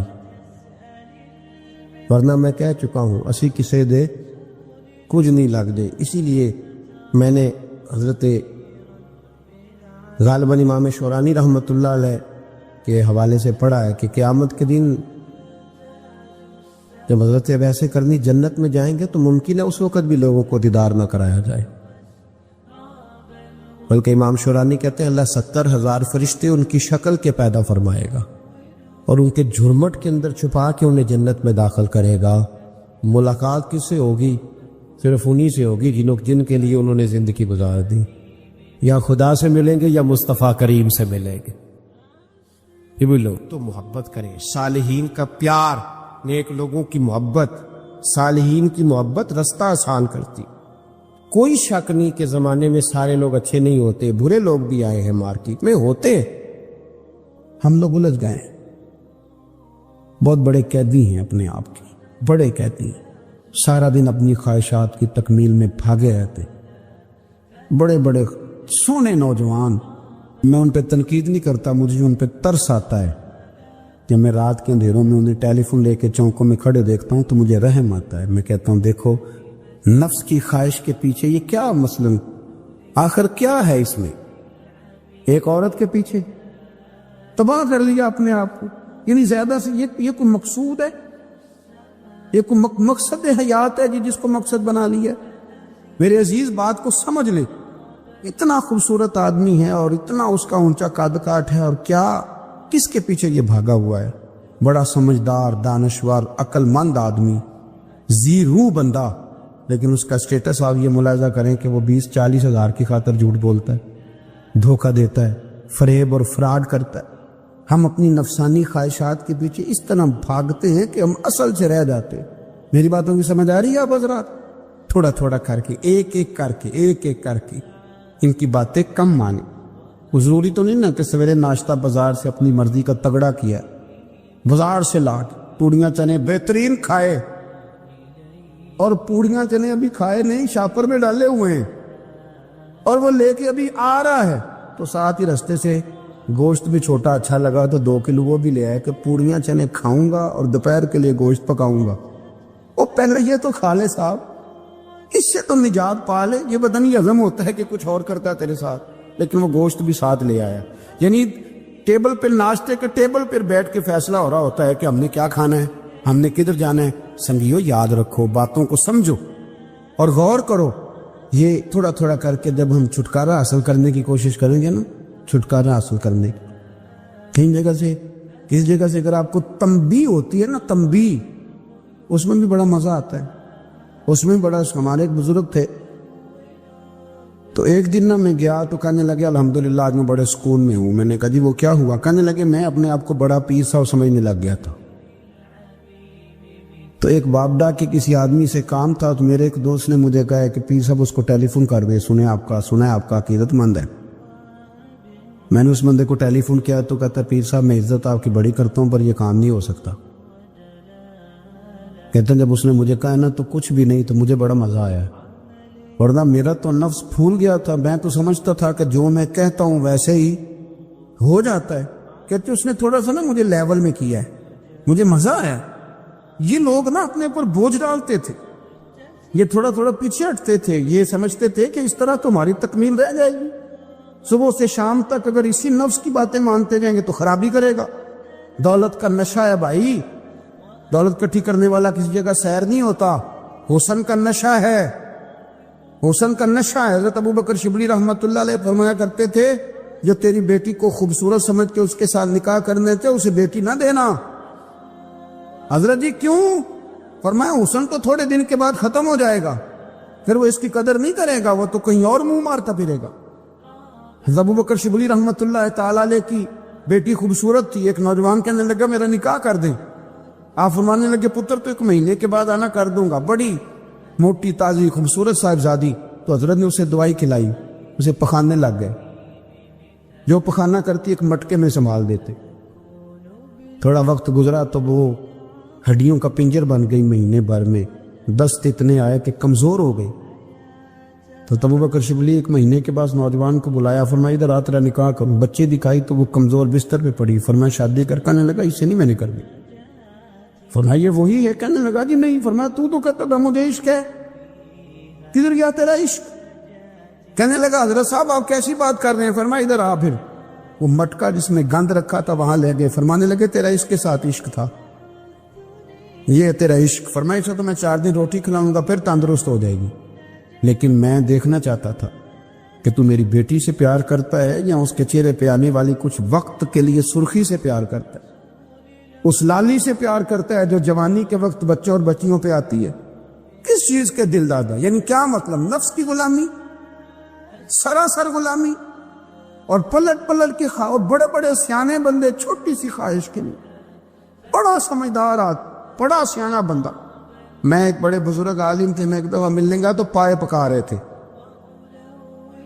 خود پائے پکا رہے تھے، تو وہ بڑے پیار کی بات ہوتی ہے نا، تو تامت باندھی ہوئی اور بڑی جناب خستہ حالی، اور وہ پائے پکا رہے ہیں۔ تو میں نے ان سے کہا حضرت جی پائے تو کسی اور نے بھی پکا لینے تھے، آپ بخاری لے کے بیٹھتے، چلو میری طرح کا کوئی بندہ آپ سے استفادہ بھی کر لیتا۔ اب پائے آپ لائیں گے، پھر پکائیں گے، پھر آپ کھائیں گے، تو یہ تو 24 گھنٹے آپ کسی کام میں گزر جائیں گے۔ تو یہ ایک چھوٹی سی خواہش کے لیے، میں کسی چیز کو حرام نہیں کہہ رہا، قرآن پاک کی جو آیت پڑھی ہے صرف اس کی تفسیر آپ کے سامنے عرض کر رہا ہوں۔ ہماری خواہشات ماں پالتی ہے، آپ کو نہیں پتا کتنے دکھ سہتی ہے۔ میں ان ماؤں کو جانتا ہوں جو بیٹے کے حصوں کی مار بھی اس کے ابے سے کھاتی ہیں، مار کھاتی ہیں وہ۔ ایک خاتون ایک کان سے سنتا نہیں، میرے پاس ایک دفعہ آئی، کہنے لگی 60 لگ گئی سی، کوئی دعا کر دیں، کیا کوئی وظیفہ پر ڈاکٹر کہتے ہیں ٹھیک نہیں ہو سکتے۔ میں نے کہا باجی صحیح بتاؤ مسئلہ کیا ہے؟ کہنے نہیں کچھ بھی نہیں، مسئلہ کیا ہونا ہے، پتر غلط نکل آیا ہے، اس کا باپ روز مارتا ہے، میں آ بھی گئی ہوں تو اس نے ایک تھپڑ میرے کان پہ مار دیے، پردہ پھٹ گیا۔ مائیں مار کھاتی ہیں، لیکن وہ پتر جس کو بڑی محنت سے پالا ہے وہ جوان ہوتا ہے تو اماں سے کہتا ہے تجھے چھوڑ دینا ہے، پر جس لڑکی سے میرا ٹیلی فون پہ رابطہ ہے اسے نہیں میں نے چھوڑنا، وہ نہیں چھوڑ سکتی، ہر شے کچل جاتا ہے وہ۔ اماں کبھی لیٹ کے رات کو سوچتی ہے کہ یہ تو میری کل کمائی تھی، میں تو آج بھی اس کے حصے کے تھپڑ اپنی گالوں پہ برداشت کر رہی ہوں، تو یہ کدھر گیا؟ اردشیر نام کا بادشاہ تھا، حضرت محدث ابن الجوزی آج سے کچھ 700 سال پہلے لکھتے۔ اردشیر بادشاہ بڑا خوبصورت تھا، جوان تھا، بڑا عقل مند تھا، اس نے اس طرح کی قریب کی ساری ریاستوں پہ قبضہ کر لیا، بڑا عقل مند زیرک تھا، قبضہ ہو گیا۔ ایک بادشاہ بڑا سخت تھا، اس کے ساتھ جب پنجہ آزمائی ہوئی تو اردشیر کہتا ہے اس پہ میرا قبضہ نہیں ہو رہا تھا، اور جب ہم نے ساری ریاستوں نے مل کے اس پر حملہ کیا تو ایک قلعے کے اندر قلعہ بند ہو گیا۔ اردشیر بڑا خوبصورت آدمی تھا، بڑا سمجھدار تھا، تو وہ بادشاہ قلعہ بند ہو گیا، اس نے کہا نکلنا ہی نہیں، اب وہ اندر بند ہے، یک بارگی حملہ کیا تو وہ بڑا بڑا قلعہ تھا اس میں بند ہو گیا۔ اس بادشاہ کی نا جس پر حملہ کیا، اس کی بیٹی اچانک ایک دن قلعے کی دیوار پہ چڑھی تو اردشیر کے حسن و جمال کو دیکھا تو عاشق ہو گئی، اور اپنے ہی باپ کے خلاف اسے کہنے لگی کہ اگر تو میرے ساتھ شادی کا وعدہ کرے نا تو میں تجھے رستہ بتاتی ہوں حملہ کرنے کا۔ اس نے کہا میرا وعدہ رہا، تو رستہ بتا۔ اس نے رستہ بتایا اس لڑکی نے، اور بادشاہ نے حملہ کیا تو اس کا باپ قتل کیا، اس علاقے پہ قبضہ کیا شادی کے وعدے پر۔ ہاں نفسانی خواہش بندے کو اندھا کر دیتی، نہیں سمجھ آتی اس کو میں کدھر جانا، اندھا کر دیتی۔ حملہ کیا، اور جب اس لڑکی کو لے کے آیا نا اپنے محل میں، تو پہلے دن شادی کی پہلی رات تھی، تو بستر بچھایا کنیز نے، تو وہ کبھی کروٹ ادھر بدلتی کبھی ادھر بدلتی، تو بادشاہ کہنے لگا کیا ہے؟ کہنے لگی بستر میں کچھ ہے، مجھے تکلیف دے رہی۔ اس نے چراغ جلائے اور جب بستر اٹھایا تو ایک اتنا سا دھاگا نکلا۔ دھاگے سے عموماً تکلیف نہیں ہوتی، تو اس نے کہا تو اتنی نرم و نازک ہے کہ دھاگا؟ کہنے لگی میرا باپ نا میرے ساتھ اتنا پیار کرتا تھا کہ روز میرا بستر بھی خود بچھاتا تھا، اور اس نے آلہ رکھا ہوا تھا، وہ ناپتا تھا کہ کوئی پایا اونچا نیچا تو نہیں، میری بیٹی کا بیلنس سوتے وقت خراب نہ ہو جائے، اور میرے لیے گوشت اور کپڑے بھی خود پسند کر کے لاتا تھا، کھانے پینے کا خود خیال کرتا تھا۔ اردشیر کہنے لگا اچھا وہ اتنا پیار کرتا تھا، اور پھر تو نے اس کے ساتھ کیا کیا؟ کہنے لگا بلاؤ کنیزوں کو بلایا، فرمایا اس کو اٹھاؤ اور جلاد کے پاس لے جاؤ، اسے کہو کہ اس کے بال ایک گھوڑے کے ساتھ باندھے، پیر دوسرے گھوڑے کے ساتھ باندھے، اور ایک گھوڑا ادھر بھگا دے، کدھر بھگا دے، یہ جس کے باپ نے اتنا پیار کیا، یہ نفس کی اتنی غلام ہے کہ اس کی وفادار نہیں رہی تو میری وفادار کیسے بنے؟ اس نے اتنے نازوں سے پالا کہ دھاگا اسے برداشت نہیں۔ او یارو یاد رکھو، اگر نفس کی غلامی کرو اور بڑے بڑے وفاداروں کو چھوڑ کے غلامی کرو تو پھر کہو وفادار مل جائیں، کوئی بول لڑا نہ بول بیٹھی، ان دے خصم ناراض بڑبولیاں دے، کہاں سر کھائے تے بلبل ٹھنڈ پائے، بڑے فرق نہیں سجنا بولیاں دے، جڑیاں خصماں دی وچ رضا وسن، بھاگ جاگ جاندے انہاں گولیاں دے، آپ ادلیاں نو سردار پین تکے تے شرما والیاں نو چوٹے ڈولیاں دے۔ اپنے نفس کے پیچھے چلو گے تو یہ تباہی ہے۔ جب ہم نے کسی سے وفا نہیں کی تو یہ کیا امید ہوئی کہ دنیا ہم سے وفا کرے گی؟ اللہ رسول کی مرضی کے مطابق اصول پسند زندگی بنائیں، ایک ایک کر کے اپنی خواہشات سے پیچھے ہٹیں، تھوڑے پہ گزارا کرنا سیکھیں، اپنے نفس کو سمجھائیں۔ ضروری نہیں کہ روٹی ہر وقت مزے کے لیے کھائی جائے، کبھی کمر سیدھی کرنے کے لیے خشک روٹی بھی کھا کے دیکھو، کبھی سادہ کھانا اس پہ بھی اکتفا کرو، کبھی تھوڑا کھر کے اچھے طریقے سے سادے کمرے میں بھی اللہ کو یاد کر کے دیکھو۔ نفس کے پیچھے نہ بھاگیے گا، تباہی کرے گا۔ فرمایا خواہشوں کے پیچھے نہ چلنا، تمہیں اللہ کے راستے سے بہکا دیں گی، اور فرمایا بے شک ان کے لیے سخت عذاب ہے جو اللہ کے راستے سے بہک گئے۔ اور کیوں سخت عذاب ہے؟ اس لیے کہ انہوں نے آخرت کے دن کو بھلا دیا، آخرت کا دن بھلا دیا، پیچھے کا خواہشوں کے پیچھے نہ چلنا، تمہیں اللہ کا راستہ بھلا دیں گی۔ مفہوم آیت یہ ہوا، قرآن نے ہمیں ارشاد یہ فرمایا کہ خواہشات نفس کے پیچھے چلو گے آخرت کو بھول جاؤ، تمہارے ذہن میں یہ بات نہیں رہے گی کہ میں نے مرنا بھی ہے۔ پھر لوگ معاذ اللہ ثم معاذ اللہ یہ کہیں گے کہ بھائی یہاں جینے دو نا، پھر آگے جائیں گے تو دیکھی جائے گی۔ لوگ بھول گئے مرنے کو۔ ہماری ساری جدوجہد زندہ رہنے کے لیے ہے، ساری 60-70 سال کے لیے سارا کچھ ہے۔ آپ دیکھ لیں، ٹٹول لیں کسی بندے کو، صرف جتنی محنت کر رہا ہے وہ جینے کے لیے کر رہا ہے۔ رب قریب کے بندے جتنی محنت کرتے تھے مرنے کے لیے کرتے تھے، مرنے کے لیے کوشش کرتے تھے کہ مر جانا ہے، اس کے لیے جدوجہد۔ ہم جتنی جدوجہد کر رہے ہیں ساری جینے کے لیے۔ میرے رسول کریم صلی اللہ تعالی علیہ وسلم کا ایک فرمان ہے مسند امام احمد بن حنبل میں، اور بڑا نرالا، بڑا انوکھا اور بڑا معنی خیز ہے۔ حضور سید عالم صلی اللہ تعالی علیہ وسلم نے فرمایا بڑا بیوقوف ہے وہ شخص، ذرا ترتیب دیکھیے، حضور کی زبان سے نکلے ہوئے حکمت کے موتی، مسند امام احمد بن حنبل۔ فرمایا وہ بڑا بیوقوف بندہ ہے جو چلتا اپنی خواہشات نفس کے پیچھے اور امید یہ رکھتا ہے کہ رب مجھے آخرت میں انعام عطا کرے گا۔ چلتا کس کے پیچھے؟ خواہش کے پیچھے۔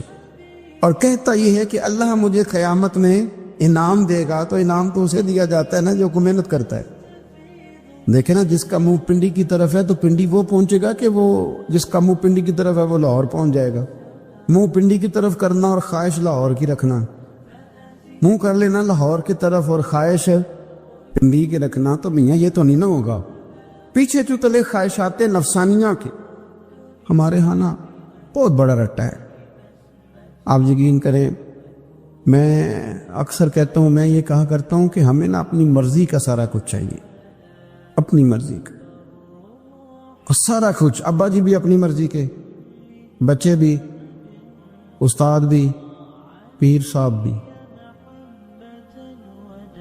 پیر صاحب بھی، یعنی میری مرضی کے ہونے چاہیے۔ بھائی وہ پیر صاحب ہے یا تو اس طرح کرنا کہ خود پیر بن جا، وہ بھی میری مرضی کا، ہر شے میری مرضی کی۔ بلکہ قرآن مجید کے 13ویں پارے میں تو رب فرماتا ہے لوگوں نے نفس کی خواہش کو خدا بنا لیا، نفس کی خواہش کو خدا بنا لیا، اس کے پیچھے بھاگتے۔ اپنی خواہشات تھوڑی تھوڑی کم کریں، زندگی میں تھوڑی کم کریں۔ پرانے کپڑوں پہ بھی ایک سیزن نکال کے دیکھیں۔ ایک وقت کا کھانا جو اپنا آپ کا من بڑا چاہ رہا ہے نا، تو ایک وقت کا کھانا صرف اللہ کی رضا کے لیے کسی غریب کو دے کے دے۔ اللہ کرے آپ سمجھیں اس مزاج کو۔ فرمایا پڑھیے اور پڑھیے اپنے رب کے نام سے، اس رب کے نام سے پڑھیے جس نے پیدا کیا۔ اقرا پڑھو، سب سے پہلا کام اور سب سے پہلی وحی۔ آپ بیٹھ جائیں جی جلدی سے، مشورہ نہ کریں، جلدی سے بیٹھ جائیں گے جو سامنے کھڑے، مشورہ نہیں کریں۔ آپ بھی بیٹھ جائیں جو سامنے کھڑے، مہربانی آپ بھی بیٹھ دو بھائی۔ فوٹو کا بھی ثواب ہی نہیں بتایا کسی مفتی نے، میری تو خواہش تھی بتا دیتے کچھ، آتے چلو کچھ مہربانی کرے، اتنا سر پہ نہ سوار کرے ان چیزوں کو۔ بات سنیں آپ عزیز بھائی، سب سے پہلی بات یہ کی گئی کہ پڑھو۔ معنی کیا ہے؟ جب پڑھو گے تو عقیدہ توحید و رسالت بھی سمجھ میں آ جائے، جب پڑھو گے تو حقوق کا چارٹر بھی تمہاری سمجھ میں آئے، جب پڑھو گے تو شعوری بلندی تمہیں نصیب ہوگی، تمہیں پتہ چلے گا کہ سارے لوگ جناب آدم کی اولاد ہیں۔ تمہیں سمجھ آ جائے گی کہ تم نے اپنی زندگی زندوں کی طرح کیسے گزارنی۔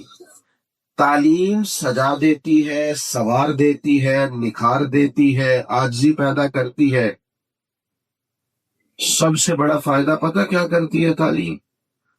انسان کو انسان کے مقصد سے آگاہ کر دیتی ہے۔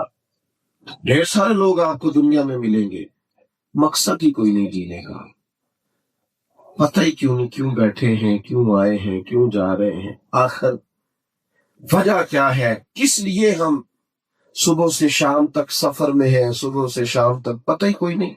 ابھی کچھ عرصہ پہلے کی بات ہے، بڑا قیمتی جوان، پڑھا لکھا، گاڑیاں، بنگلے، عہدہ اور ڈھیر ساری چیزیں، خودکشی کر لی معاذ اللہ۔ کیوں؟ اس لیے کہ آسانیاں تو تھیں، آسانیوں سے جیا نہیں جا سکتا، آسانیوں سے جن کے پاس بڑی آسانیاں ہیں، نکل جاؤ جا کے یورپ کی وادیاں دیکھو معاذ اللہ، ہفتے کی رات نشہ کر کے سوتے، معاذ اللہ سنبا معاذ اللہ، آسانیاں ہیں، مقصد ہی کوئی نہیں۔ قرآن مجید نے جب کہا پڑھو اور کتاب و سنت کو پڑھو تاکہ تمہیں کو مقصد حیات تو ملے، تمہیں سمجھ تو آئے دنیا میں کیوں آئے ہو، تمہیں خبر تو ملے تم نے کس راستے پہ چلنا ہے، تم نے سفر کیا کرنا ہے۔ اگر کتاب و سنت کی تعلیم نہیں لوگے، سمجھو گے نہیں، غور نہیں کرو گے، تدبر نہیں کرو گے، تو جن چیزوں کو ہم نے مقصد بنا لیا ہے وہ ایک تو مقصد بڑا چھوٹا ہے، اور دوسرا یہ کہ اس کے حصول کے بعد زندگی آسانی کی بجائے تکلیف کا شکار ہو جاتی ہے۔ چلے 2 منٹ کے لیے سمجھ میں، مقصد حیات کسی نے دولت کو بنا لیا ہے، آ گئی دولت، لاکھوں کروڑوں ہزاروں روپے آپ کے پاس پڑے، پھر کیا کریں گے؟ اس کے بعد آخر کرنا کیا ہے؟ 50 روٹیاں کھا لیں گے ایک ٹائم، ہر 20 منٹ کے بعد کھانا کھا سکتے ہیں۔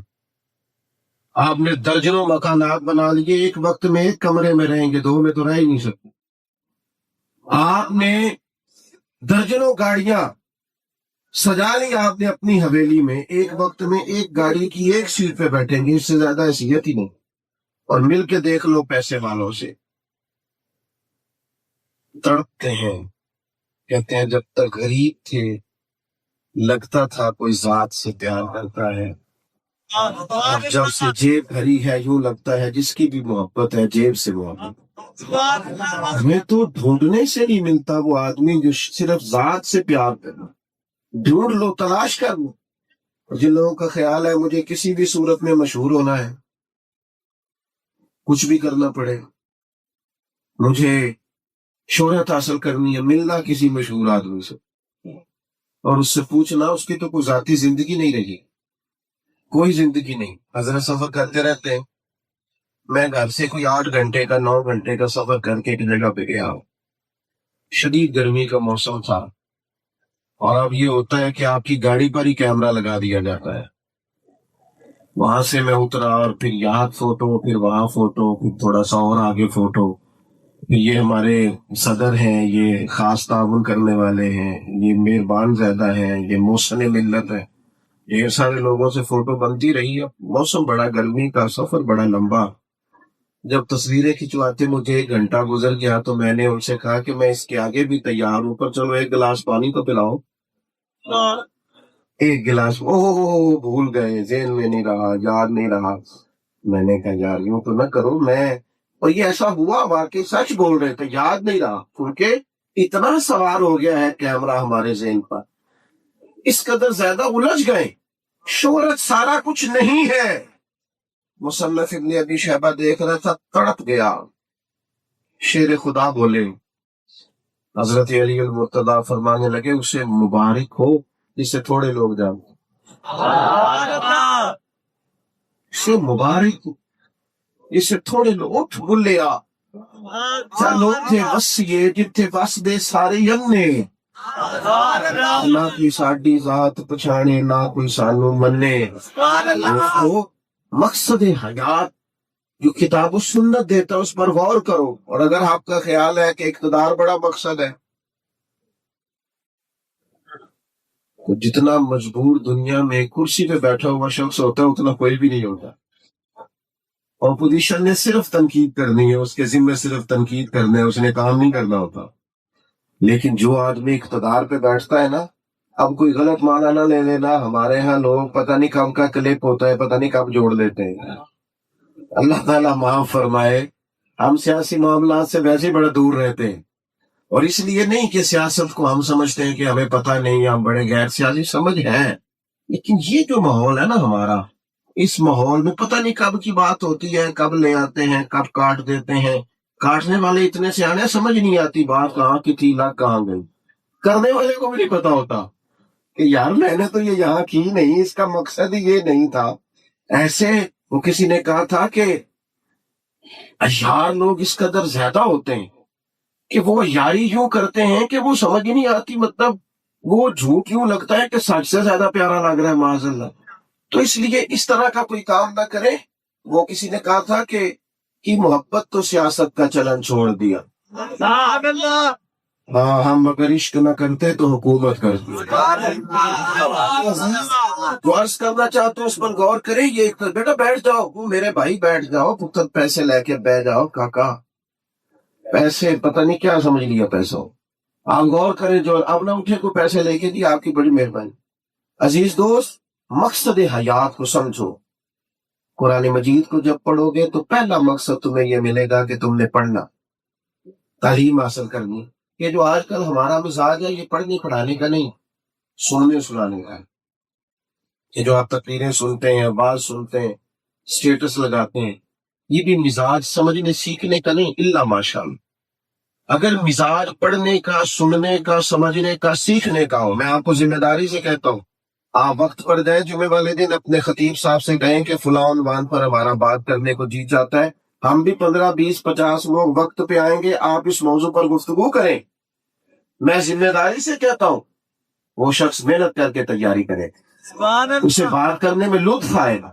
آپ پوچھ رہے علماء سے کہ علم کے ذرائع کیا ہے. فاضل بریلوی رحمۃ اللہ علیہ سے پوچھا گیا بندہ عالم کیسے بنتا ہے، تو ہم نے کہا ایک تو باقاعدہ نصاب پڑھے، یہ ذریعہ، ایک ذریعہ یہ ہے کہ کسی عالم کے پاس جا کے باقاعدہ بیٹھے اور فرمایا افواہ رجال سے بھی، یعنی علماء کے پاس اٹھنے بیٹھنے سے بھی بندہ عالم ہو۔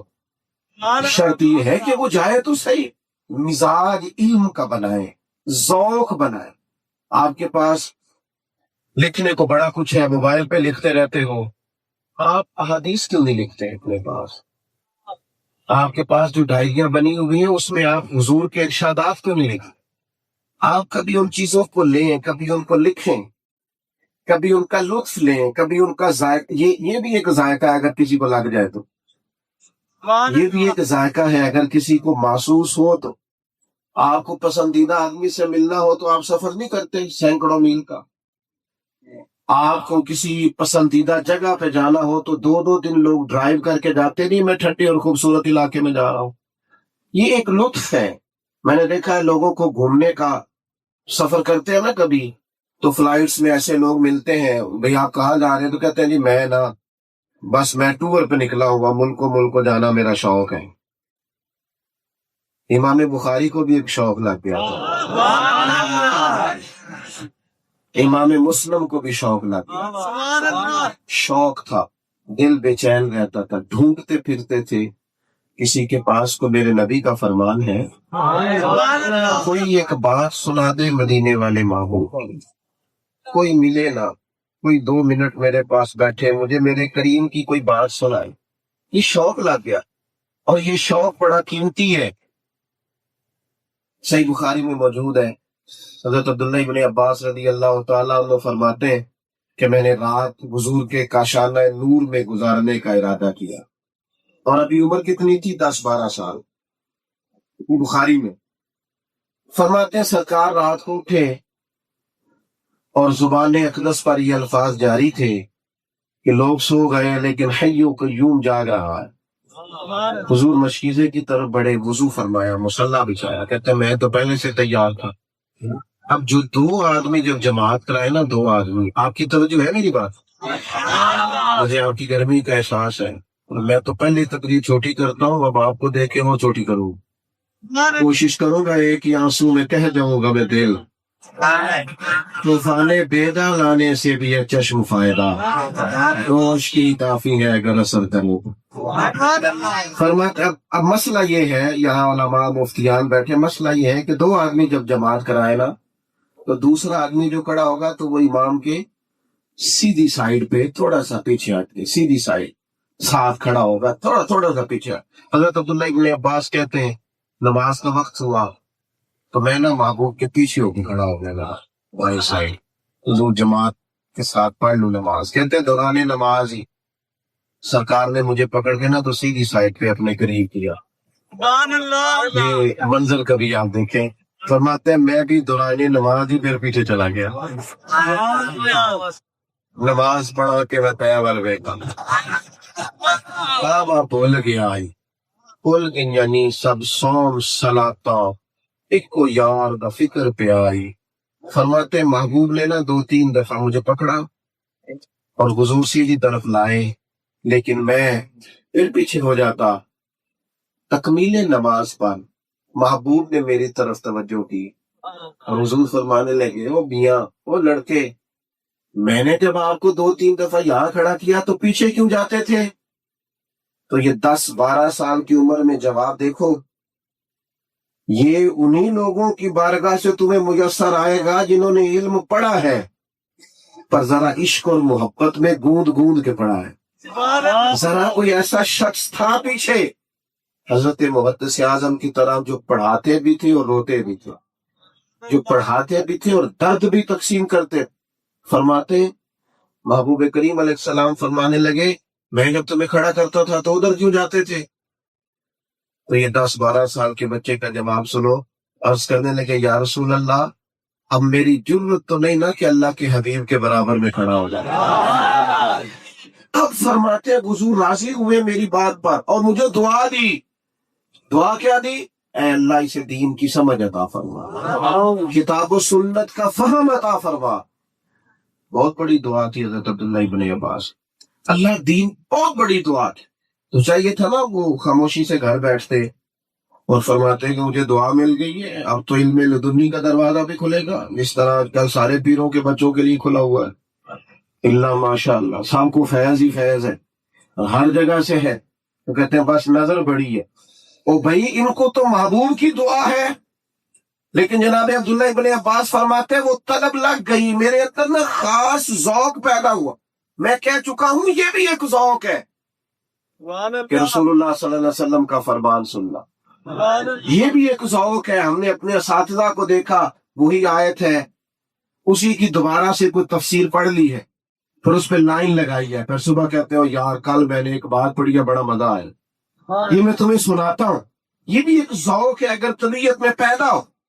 جناب عبداللہ ابن عباس فرماتے ہیں پھر وہ میرے دل میں ایسی بات بیٹھی کہ حضور کا تو وصال ظاہری ہو گیا وقت پر، جو اللہ نے مقرر فرمایا۔ فرماتے ہیں میں پھر ایک ایک صحابی کے دروازے پر گیا، ایک ایک شخص کے دروازے پہ دستک دی، اور جانے کا انداز یہ رکھا کہ میں پہنچ گیا، ٹائم طے ہو گیا اس وقت آ جانا، اور میں نے جانا شروع کیا۔ لیکن اب جب میں گیا تو اپنے گھر میں آرام کر رہے، تو میں نے پھر استاد کا دروازے پہ دوبارہ دستک نہیں دی، چونکہ ہو گیا تھا کہ مجھے اتنے وقت پہ آنا ہے۔ فرماتے ہیں میں بیٹھ جاتا اور انتظار کرتا کہ استاد صاحب جب اپنی مرضی سے باہر آئیں گے نا۔ فرماتے ہیں حضرت ابی بن کعب کا دروازہ مدینہ شریف کے صحرا میں کھلتا تھا، اور کیفیت یہ ہوتی تھی کہ میں لیٹ جاتا انتظار کر کر کے، اور جب ٹھنڈی ہوائیں مدینہ چوم کے گزرتا، ریت اڑتی تو میرے بالوں میں پڑ جاتی۔ وہ جب باہر تشریف لاتے تو کہتے ہو محبوب کے چچا صاحب آپ نے بتایا کیوں نہیں میں باہر آ جاتا؟ تو فرماتا نہیں، ہمیں سکھایا گیا ہے کہ علماء کا ادب کیسے کرنا، ہمیں سکھایا گیا۔ عزیز دوستو، شوق علم کا، میں اپنے نوجوانوں کو جانتا ہوں، یونیورسٹی میں پڑھتے ہیں، کالج میں پڑھتے ہیں، کسی دنیاوی ادارے سے وابستہ ہے، لیکن میں نے ڈھیر سارے نوجوانوں سے ملاقات کی ہے، بڑا شوق ہے ان کے دل میں کہ وہ قرآن پاک کو سیکھیں۔ ہاں، طلب رکھتے ہیں کہ نبی کریم علیہ السلام کی احادیث مبارکہ کا مطالعہ کریں، وہ ذوق رکھتے ہیں، ان کی طبیعت چاہتی ہے کہ وہ دین کی گہرائی میں اتریں، گہرائی سے کتاب و سنت پڑھیں۔ لیکن بعض لوگ نا زندگی بھر فیصلہ نہیں کر پاتے، تھوڑا سا فیصلہ کریں، کسی عالم کے حضور حاضر ہو جائیں، تھوڑا سا وقت لیں۔ ہمارے ایک عالم تھے لاہور میں، تو وہ ان سے کچھ شخص کہتا نا کہ حضرت میں نے پڑھنا ہے، آپ کے پاس کب آ جاؤں؟ غالباً مولانا عبد الغفور صاحب رحمۃ اللہ علیہ ان کا نام تھا، لنڈے بازار والے۔ حضرت میں کس وقت میں پڑھنا چاہتا ہوں، کب آؤں؟ وہ کچھ لوگوں کو پڑھانے کا بھی تو بڑا شوق ہوتا ہے نا، فرماتے جس وقت تو آئے گا میں اسی وقت ہی پڑھا دوں گا، تو بڑا پتا تو کب آ سکتا ہے، میں وقت نکالوں گا، میں پڑھاؤں گا۔ میرے عزیز، اپنی زندگی میں شوق لائیں، اور میں آپ سے عرض کروں کتاب و سنت کا علم طبیعت میں ٹھہراؤ بڑا پیدا ہے، بردباری بڑی لاتے ہیں۔ یہ جو میرا اور آپ کا دور ہے یہ وسوسوں کا دور ہے، اس میں الجھے خیالات، بکھری بکھری سوچیں، بندہ صبح کچھ سوچتا ہے، دوپہر کچھ سوچتا ہے، ہر طرف وسوسوں کا غلبہ۔ دوستو یاد رکھنا، کتاب و سنت پڑھو گے طبیعت میں ٹھہراؤ آئے گا، اطمینان آئے، قرار آئے گا، سکون آئے گا۔ آپ محسوس کریں گے کہ ذہن پر جو سوالات ابھر سکتے تھے ان سب کے جواب قرآن مجید نے، احادیث مبارکہ نے ہمیں دے دیے۔ اطمینان قلبی، انشراح صدر، یہ علماء کے پاس بیٹھنے سے نصیب ہوتا۔ ہم نے یہ دیکھا ہے، کم آمدن ہے، چھوٹے مکان میں عالم کا وقت گزرتا ہے، بہت بڑے شیخ ہیں، بہت زیادہ شہرت نہیں ہے، لیکن طبیعت کے اندر جو اطمینان پایا جاتا ہے وہ بلا کا ہے، جو قرار پایا جاتا ہے وہ بلا کا ہے، جو ٹھہراؤ ہے۔ میں نے ماضی قریب کے چند بزرگوں کو دیکھا، ہمارے شہر میں حضرت مولانا ابو داؤد محمد صادق صاحب رحمۃ اللہ علیہ تھے، حضرت کے شیخ کی میں نے زیارت کی، حضرت مولانا عبدالرشید صاحب رحمۃ اللہ علیہ، ان کے معاصرین میں حضرت مولانا فیض احمد صاحب اویسی رحمۃ اللہ علیہ۔ میں نے ان لوگوں کو دیکھا، ان کے پاس بیٹھنے کا موقع ملا، کبھی چند دنوں کے لیے بھی کسی سرکاری عہدے پہ نہیں گئے، بہت لمبی چوڑی گاڑیاں لیں، بہت لمبے چوڑے محلات میں، اور میں کھو جاتا تھا کبھی کبھی ان لوگوں کو دیکھ کر کے حالات بدل گئے، لوگوں کے ذہن بدل گئے، نئی نئی جہتیں اور نئے نئے عنوانات لوگوں نے قائم کر لی، مختلف دلائل کی روشنی میں عقائد و نظریات کے معاملے میں لوگوں نے معاذ اللہ کمزوری کی باتیں شروع کر دی، لیکن ان لوگوں کی مسجدوں کی چھتیں کچی رہیں، عقیدے ہمیشہ پکے رہے۔ ایسا انشراح ہے صدر، طبیعتوں میں ایسا ٹھہراؤ، مزاج کے اندر ایسی وفاداری، اتنا مرضی طوفان آیا وہ گزر گیا، لیکن طبیعت ہے کہ یوں کھڑی ہے۔ وہ کسی نے کہا تھا کہ ہم درختوں کو کہاں آتا ہے ہجرت کرنا، تم پرندے ہو شجر چھوڑ کے جا سکتے ہو، یہ میدانوں میں کھڑے رہے، کوئی ہوا آئی کوئی پرواہ ہی نہیں،